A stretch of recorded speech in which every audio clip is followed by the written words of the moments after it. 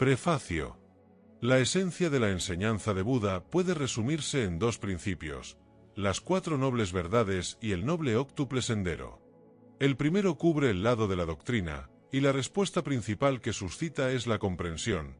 El segundo cubre el lado de la disciplina, en el sentido más amplio de la palabra, y la respuesta principal que exige es la práctica. En la estructura de la enseñanza, estos dos principios se unen en una unidad indivisible llamada Dhamma Vinaya, la doctrina y la disciplina, o, en resumen, el Dhamma. La unidad interna del Dhamma está garantizada por el hecho de que la última de las cuatro nobles verdades, la verdad del camino, es el noble óctuple sendero, mientras que el primer factor del noble óctuple sendero, la visión correcta, es la comprensión de las cuatro nobles verdades. Así, los dos principios penetran y se incluyen mutuamente. La fórmula de las cuatro nobles verdades contiene el óctuple sendero y el noble óctuple sendero contiene las cuatro verdades. Dada esta unidad integral, sería inútil plantear la cuestión de cuál de los dos aspectos del Dhamma tiene mayor valor, la doctrina o el camino. Pero si nos arriesgáramos a lo inútil al plantear esa pregunta, la respuesta tendría que ser el camino. La senda reclama la primacía porque es precisamente la que da vida a la enseñanza. El camino hace que el Dhamma pase de ser una colección de fórmulas abstractas a una revelación de la verdad que se desarrolla continuamente. Da una salida al problema del sufrimiento con el que comienza la enseñanza. Y hace que el objetivo de la enseñanza, la liberación del sufrimiento, sea accesible para nosotros en nuestra propia experiencia, donde solo adquiere un significado auténtico. Seguir el noble óctuple sendero es una cuestión de práctica más que de conocimiento intelectual, pero para aplicar el camino correctamente hay que entenderlo bien. De hecho, la comprensión correcta del camino es en sí misma una parte de la práctica. Es una faceta de la visión correcta, el primer factor del camino, el precursor y la guía para el resto del camino. Por lo tanto, aunque el entusiasmo inicial podría sugerir que la tarea de la comprensión intelectual puede ser archivada como una distracción molesta, la consideración madura revela que es bastante esencial para el éxito final en la práctica. El presente libro pretende contribuir a una comprensión adecuada del noble óctuple sendero, investigando sus 8 factores y sus componentes para determinar exactamente lo que implican. He intentado ser conciso, utilizando como marco de exposición las propias palabras de Buda en la explicación de los factores del camino, tal y como se encuentran en el Sutta Pitaka del Canon Pali. Para ayudar al lector con acceso limitado a las fuentes primarias, incluso traducidas, he tratado de limitar mi selección de citas, en la medida de lo posible, pero no completamente, a las que se encuentran en la antología clásica del venerable Nyanatiloka, la palabra del Buda. En algunos casos, los pasajes tomados de esa obra han sido ligeramente modificados para adaptarlos a mis propias interpretaciones. Para ampliar el significado, a veces he recurrido a los comentarios, especialmente en mis relatos sobre la concentración y la sabiduría, capítulos 7 y 8, me he basado en gran medida en el Visuddhimagga, el camino de la purificación, una vasta obra enciclopédica que sistematiza la práctica del camino de manera detallada y exhaustiva. Las limitaciones de espacio impiden un tratamiento exhaustivo de cada factor. Para compensar esta deficiencia, he incluido al final una lista de lecturas recomendadas, que el lector puede consultar para obtener explicaciones más detalladas de cada uno de los factores del camino. Sin embargo, para comprometerse plenamente con la práctica de la senda, especialmente en sus etapas avanzadas de concentración y perspicacia, será extremadamente útil tener contacto con un maestro debidamente cualificado. Capítulo 1. El camino hacia el fin del sufrimiento. La búsqueda de un camino espiritual nace del sufrimiento. No comienza con luces y éxtasis, sino con las duras tachuelas del dolor, la decepción y la confusión. Sin embargo, para que el sufrimiento dé lugar a una auténtica búsqueda espiritual, debe ser algo más que algo recibido pasivamente desde fuera. Tiene que desencadenar una toma de conciencia interior, una percepción que atraviese la complacencia fácil de nuestro encuentro habitual con el mundo para vislumbrar la inseguridad perpetuamente abierta bajo los pies. Cuando esta percepción surge, aunque sea momentáneamente, puede precipitar una profunda crisis personal. Revierte los objetivos y valores habituales, se burla de nuestras preocupaciones rutinarias y deja que los antiguos place-res sean obstinadamente insatisfactorios. Al principio, estos cambios no suelen ser bienvenidos. Intentamos negar nuestra visión y sofocar nuestras dudas. Nos esforzamos por ahuyentar el descontento con nuevas actividades. Pero la llama de la indagación, una vez encendida, sigue ardiendo, y si no nos dejamos arrastrar por reajustes superficiales o volvemos a encorvarnos en una versión remendada de nuestro optimismo natural, al final el destello original de la visión volverá a brotar, volverá a enfrentarnos con nuestra situación esencial. Es precisamente en ese momento, con todas las vías de escape bloqueadas, cuando estamos dispuestos a buscar una manera de poner fin a nuestra inquietud. Ya no podemos seguir vagando complacientemente por la vida, impulsados ciegamente por nuestra hambre de placeres sensoriales y por la presión de las normas sociales imperantes. Una realidad más profunda nos llama. Hemos escuchado la llamada de una felicidad más estable, más auténtica, y hasta que no lleguemos a nuestro destino no podremos estar contentos. Pero es justo entonces cuando nos encontramos ante una nueva dificultad. Una vez que llegamos a reconocer la necesidad de un camino espiritual, descubrimos que las enseñanzas espirituales no son en absoluto homogéneas ni compatibles entre sí. Cuando hojeamos los estantes del patrimonio espiritual de la humanidad, tanto antiguo como contemporáneo, no encontramos un solo volumen ordenado, sino un verdadero bazar de sistemas y disciplinas espirituales, cada uno de los cuales se ofrece a sí mismo como el más elevado, el más rápido, el más poderoso o la solución más profunda para nuestra búsqueda de lo último.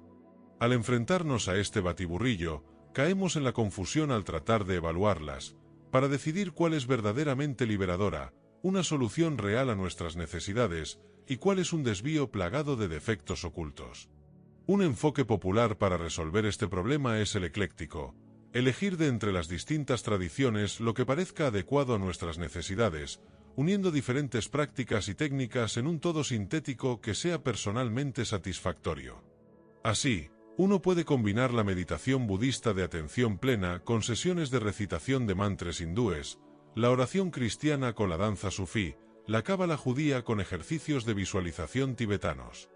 Sin embargo, el eclecticismo, aunque a veces resulta útil para pasar de un modo de vida predominantemente mundano y materialista a otro que adquiere un matiz espiritual, acaba por agotarse. Si bien es un cómodo punto intermedio, no es cómodo como vehículo final. El eclecticismo tiene dos defectos interrelacionados que explican su inadecuación final. Uno es que el eclecticismo compromete las mismas tradiciones en las que se basa. Las grandes tradiciones espirituales no proponen sus disciplinas como técnicas independientes que pueden ser extirpadas de su entorno y recombinadas libremente para mejorar la calidad de nuestras vidas. Las presentan, más bien, como partes de un todo integral, de una visión coherente sobre la naturaleza fundamental de la realidad y el objetivo final de la búsqueda espiritual. Una tradición espiritual no es un arroyo poco profundo en el que uno puede mojarse los pies y luego retirarse rápidamente a la orilla. Es un río poderoso y tumultuoso que se precipita a través de todo el paisaje de la propia vida, y si uno desea realmente viajar en él, debe tener el valor suficiente para botar su barca y dirigirse a las profundidades. El segundo defecto del eclecticismo se deriva del primero. Como las prácticas espirituales se construyen sobre visiones relativas a la naturaleza de la realidad y el bien final, estas visiones no son compatibles entre sí. Cuando examinemos honestamente las enseñanzas de estas tradiciones, encontraremos que se revelan a nuestra vista importantes diferencias de perspectiva, diferencias que no pueden ser fácilmente desechadas como formas alternativas de decir lo mismo. Por el contrario, apuntan a experiencias muy diferentes que constituyen la meta suprema y el camino que hay que recorrer para alcanzar esa meta. Por eso, debido a las diferencias en las perspectivas y prácticas que proponen las distintas tradiciones espirituales, una vez que decidimos que hemos superado el eclecticismo y sentimos que estamos preparados para comprometernos seriamente con un camino concreto, nos encontramos ante el reto de elegir un camino que nos lleve a la verdadera iluminación y liberación. Una pista para resolver este dilema es aclararnos a nosotros mismos nuestro objetivo fundamental, para determinar que buscamos en un camino genuinamente liberador. Si reflexionamos cuidadosamente, quedará claro que el requisito primordial es un camino hacia el fin del sufrimiento. Todos los problemas pueden reducirse, en última instancia, al problema del sufrimiento. Por lo tanto, lo que necesitamos es un camino que ponga fin a este problema de forma definitiva y completa. Estos dos calificativos son importantes. El camino tiene que conducir a un final completo del sufrimiento, a un final del sufrimiento en todas sus formas, y a un final definitivo del sufrimiento, para llevar el sufrimiento a una parada irreversible. Pero aquí nos encontramos con otra cuestión. ¿Cómo vamos a encontrar ese camino? Un camino que tenga la capacidad de llevarnos al final completo y definitivo del sufrimiento. Hasta que no sigamos realmente un camino hasta su meta, no podemos saber con certeza a dónde nos lleva, y para seguir un camino hasta su meta debemos confiar plenamente en la eficacia del mismo. La búsqueda de un camino espiritual no es como elegir un nuevo traje. Para elegir un traje nuevo basta con probarse varios trajes, inspeccionarse en el espejo y elegir el traje en el que uno se vea más atractivo. La elección de un camino espiritual es más parecida al matrimonio. Uno quiere un compañero para toda la vida, uno cuya compañía resulte tan fiable y duradera como la estrella polar en el cielo nocturno. Ante este nuevo dilema, podemos pensar que hemos llegado a un callejón sin salida y concluir que no tenemos nada que nos guíe más que la inclinación personal, sino una moneda al aire. Sin embargo, nuestra selección no tiene por qué ser tan ciega y desinformada como imaginamos, ya que contamos con una guía que nos ayuda. Dado que los caminos espirituales se presentan generalmente en el marco de una enseñanza total, podemos evaluar la eficacia de cualquier camino particular investigando la enseñanza que lo expone. Al hacer esta investigación, podemos considerar tres criterios como estándares de evaluación. 1.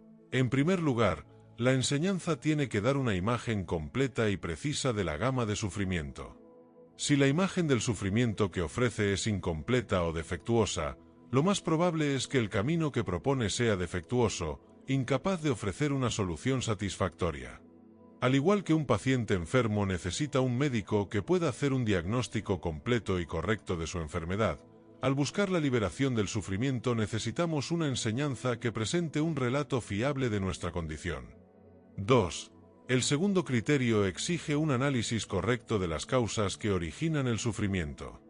La enseñanza no puede limitarse a un estudio de los síntomas externos. Tiene que penetrar por debajo de los síntomas hasta el nivel de las causas y describir esas causas con precisión. Si una enseñanza hace un análisis causal defectuoso, hay pocas probabilidades de que su tratamiento tenga éxito. 3. El tercer criterio se refiere directamente al propio camino. Estipula que el camino que ofrece la enseñanza tiene que eliminar el sufrimiento en su origen. Esto significa que debe proporcionar un método para cortar el sufrimiento erradicando sus causas. Si no consigue esta solución de raíz, su valor es, en última instancia, nulo.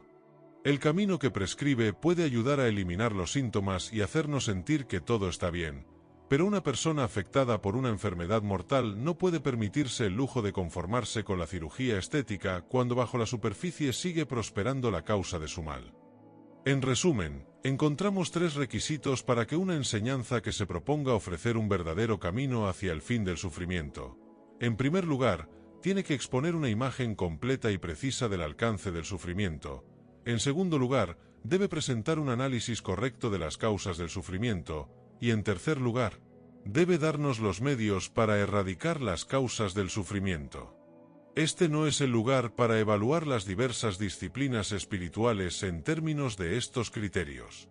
Nuestra preocupación es solo el Dhamma, la enseñanza del Buda, y la solución que esta enseñanza ofrece al problema del sufrimiento. Que la enseñanza sea relevante para este problema es evidente por su propia naturaleza, ya que está formulada, no como un conjunto de doctrinas sobre el origen y el fin de las cosas que exigen creencia, sino como un mensaje de liberación del sufrimiento que pretende ser verificable en nuestra propia experiencia. Junto con ese mensaje viene un método de práctica, un camino que conduce al fin del sufrimiento. Este camino es el noble óctuple sendero, Ariya Atanjika Magga. El óctuple sendero se encuentra en el centro de las enseñanzas de Buda. Fue el descubrimiento del camino lo que dio a la propia iluminación de Buda un significado universal y lo elevó del estatus de sabio y benevolente al de maestro mundial. Para sus propios discípulos, él fue, ante todo, el despertador del camino que antes no se había despertado, el productor del camino que antes no se había producido, el declarante del camino que antes no se había declarado, el conocedor del camino, el vidente del camino, el guía del camino, MN 108. Y él mismo invita al buscador con la promesa y el desafío: vosotros mismos debéis esforzaros. Los Budas son solo maestros. Los meditadores que practican el camino se liberan de las ataduras del mal. DHP V276.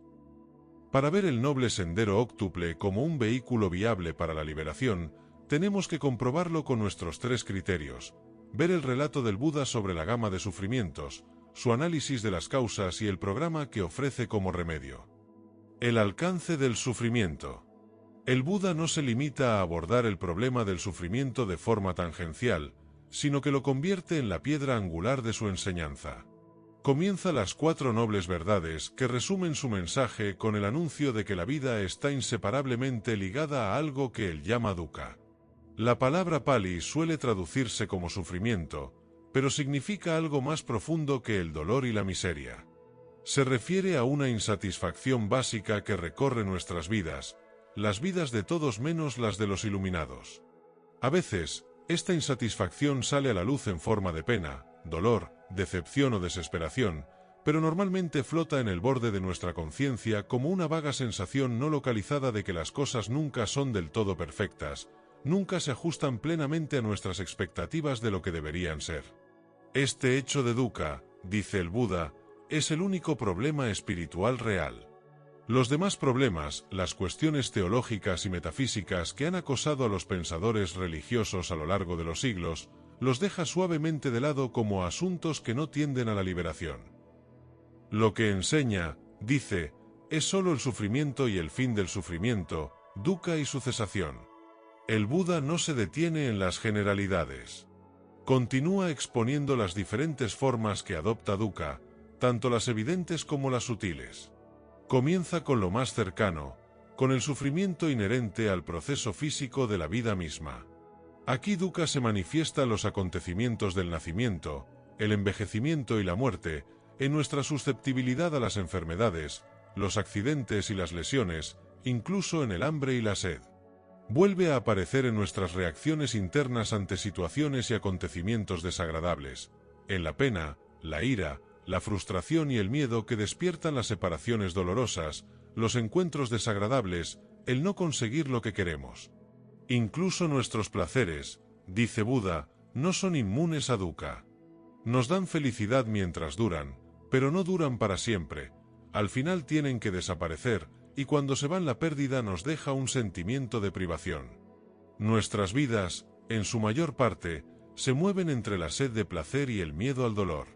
Pasamos nuestros días corriendo detrás de uno y huyendo del otro, y rara vez disfrutamos de la paz de la satisfacción. La verdadera satisfacción parece estar siempre fuera de nuestro alcance, más allá del próximo horizonte. Y al final tenemos que morir, renunciar a la identidad que hemos construido durante toda nuestra vida, dejar atrás todo y a todos los que amamos. Pero incluso la muerte, enseña Buda, no nos lleva al final de dukkha, pues el proceso vital no se detiene con la muerte. Cuando la vida termina en un lugar, con un cuerpo, el continuum mental, la corriente de conciencia individual, vuelve a surgir en otro lugar con un nuevo cuerpo como soporte físico. Así, el ciclo se repite una y otra vez: nacimiento, envejecimiento y muerte, impulsado por la sed de más existencia. El Buda declara que esta ronda de renacimientos, llamada samsara, el vagabundeo, ha estado girando a través del tiempo sin principio. No tiene un primer punto, no tiene origen temporal. Por mucho que nos remontemos en el tiempo, siempre encontramos seres vivos, nosotros mismos en vidas anteriores, que vagan de un estado de existencia a otro. El Buda describe varios reinos en los que puede tener lugar el renacimiento: los reinos del tormento, el reino animal, el reino humano, los reinos de la dicha celestial. Pero ninguno de estos reinos puede ofrecer un refugio final. La vida en cualquier plano debe llegar a su fin. Es impermanente, por lo tanto, está marcada por la inseguridad, que es el significado más profundo de dukkha. Por esta razón, el que aspira al fin completo de dukkha no puede contentarse con ningún logro mundano, con ningún estatus, sino que debe lograr la emancipación de todo el torbellino inestable. Las causas del sufrimiento. Una enseñanza que se proponga conducir al fin del sufrimiento debe, como hemos dicho, dar cuenta de su origen causal. Porque si queremos poner fin al sufrimiento, tenemos que detenerlo donde comienza, con sus causas. Detener las causas requiere un conocimiento profundo de lo que son y de cómo funcionan. Por ello, el Buda dedica una sección considerable de su enseñanza a poner al descubierto la verdad del origen de dukkha. El origen lo sitúa dentro de nosotros mismos, en un mal fundamental que impregna nuestro ser, causando desorden en nuestra propia mente y viciando nuestras relaciones con los demás y con el mundo. El signo de este mal puede verse en nuestra proclividad a ciertos estados mentales insanos llamados en Pali kilesas, usualmente traducidos como ensuciamientos. Los defectos más básicos son la tríada de la codicia, la aversión y el engaño. La avaricia, loba, es el deseo egocéntrico, el deseo de placer y posesiones, el impulso de supervivencia, la urgencia de reforzar el sentido del ego con poder, estatus y prestigio. La aversión, dosa, significa la respuesta de negación, expresada como rechazo, irritación, condena, odio, enemistad, ira y violencia. La ilusión, moha, significa la oscuridad mental, la espesa capa de insensibilidad que bloquea la comprensión clara. De estas tres raíces surgen las demás impurezas, la presunción, los celos, la ambición, el letargo, la arrogancia y las demás, y de todas estas impurezas juntas, las raíces y las ramas, surge dukkha en sus diversas formas, como dolor y pena, como miedo y descontento, como la deriva sin rumbo a través de la ronda del nacimiento y la muerte. Por lo tanto, para liberarnos del sufrimiento, tenemos que eliminar las impurezas. Pero el trabajo de eliminar las impurezas tiene que proceder de una manera metódica. No puede llevarse a cabo simplemente por un acto de voluntad, por querer que desaparezcan. El trabajo debe ser guiado por la investigación. Tenemos que averiguar de qué dependen las impurezas y luego ver cómo está en nuestra mano eliminar su apoyo. El Buda enseña que hay una contaminación que da lugar a todas las demás, una raíz que las mantiene a todas en su lugar. Esta raíz es la ignorancia, avijja. 1. La ignorancia no es una mera ausencia de conocimiento, una falta de conocimiento de determinadas informaciones. La ignorancia puede coexistir con una vasta acumulación de conocimientos detallados, y a su manera puede ser tremendamente astuta e ingeniosa. Como raíz básica de dukkha, la ignorancia es una oscuridad fundamental que envuelve la mente. A veces esta ignorancia opera de forma pasiva, limitándose a oscurecer la comprensión correcta. Otras veces adopta un papel activo, se convierte en el gran engañador, conjurando una masa de percepciones y concepciones distorsionadas que la mente capta como atributos del mundo, sin saber que son sus propias construcciones engañosas. En estas percepciones e ideas erróneas encontramos el terreno que nutre las impurezas. La mente capta alguna posibilidad de placer, la acepta al pie de la letra, y el resultado es la codicia. Nuestra hambre de gratificación se ve frustrada, aparecen obstáculos y surgen la ira y la aversión. O luchamos contra las ambigüedades, nuestra vista se nubla y nos perdemos en la ilusión. Con ello descubrimos el caldo de cultivo de dukkha, la ignorancia que da lugar a las impurezas que dan lugar al sufrimiento. Mientras esta matriz causal siga en pie, aún no estamos fuera de peligro. Podemos seguir encontrando placer y disfrute, placeres de los sentidos, placeres sociales, placeres de la mente y el corazón. Pero por mucho placer que experimentemos, por mucho éxito que tengamos en esquivar el dolor, el problema básico permanece en el núcleo de nuestro ser y seguimos moviéndonos dentro de los límites de dukkha. Cortar las causas del sufrimiento. Para liberarnos del sufrimiento de forma completa y definitiva, tenemos que eliminarlo de raíz, y eso significa eliminar la ignorancia. Pero, ¿cómo se hace para eliminar la ignorancia? La respuesta se desprende claramente de la naturaleza del adversario. Puesto que la ignorancia es un estado de desconocimiento de las cosas como realmente son, lo que se necesita es el conocimiento de las cosas como realmente son. No un conocimiento meramente conceptual, un conocimiento como idea, sino un conocimiento perceptivo, un conocimiento que es también un ver. Este tipo de conocimiento se llama sabiduría, pañña. La sabiduría ayuda a corregir el trabajo de distorsión de la ignorancia. Nos permite captar las cosas tal y como son en la actualidad, de forma directa e inmediata, libres de la pantalla de ideas, puntos de vista y suposiciones que nuestras mentes suelen establecer entre ellas y lo real. Para eliminar la ignorancia necesitamos la sabiduría, pero ¿cómo se adquiere la sabiduría? Como conocimiento indudable de la naturaleza última de las cosas, la sabiduría no puede adquirirse mediante el mero aprendizaje, reuniendo y acumulando una batería de hechos. Sin embargo, dice el Buda, la sabiduría puede cultivarse. Surge a través de un conjunto de condiciones que tenemos el poder de desarrollar. Estas condiciones son, en realidad, factores mentales, componentes de la conciencia, que encajan en una estructura sistemática que puede llamarse camino en el sentido esencial de la palabra, una vía de movimiento que conduce a una meta. En este caso, la meta es el fin del sufrimiento, y el camino que conduce a él es el noble óctuple sendero con sus 8 factores: visión correcta, intención correcta, discurso correcto, acción correcta, medios de vida correctos, esfuerzo correcto, atención y concentración correctas. El Buda llama a este camino la vía media, Majjhima Patipada. Es el camino del medio porque se aleja de 2 extremos, 2 intentos erróneos de liberarse del sufrimiento. Uno es el extremo de la indulgencia en los placeres de los sentidos, el intento de extinguir la insatisfacción gratificando el deseo. Este enfoque proporciona placer, pero el disfrute obtenido es burdo, transitorio y carente de satisfacción profunda.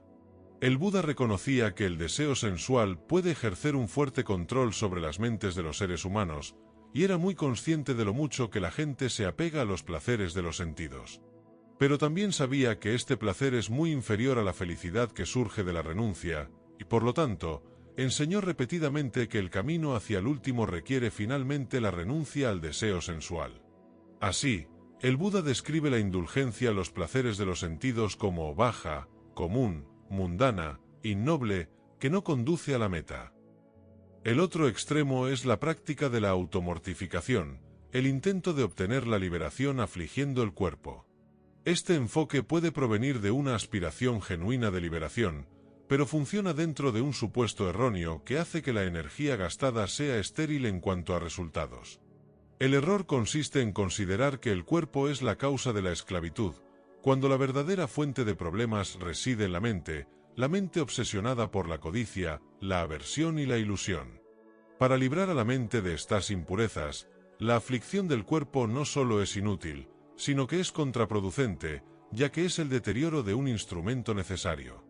Así, el Buda describe este segundo extremo como doloroso, innoble, que no conduce a la meta. 2.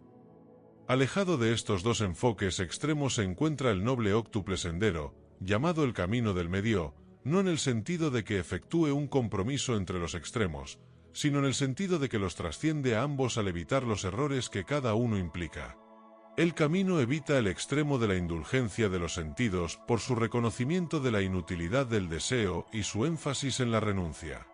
El deseo y la sensualidad, lejos de ser medios para la felicidad, son fuentes de sufrimiento que hay que abandonar como requisito para la liberación. Pero la práctica de la renuncia no implica el tormento del cuerpo. Consiste en el adiestramiento mental, y para ello el cuerpo debe ser apto, un robusto soporte para el trabajo interior.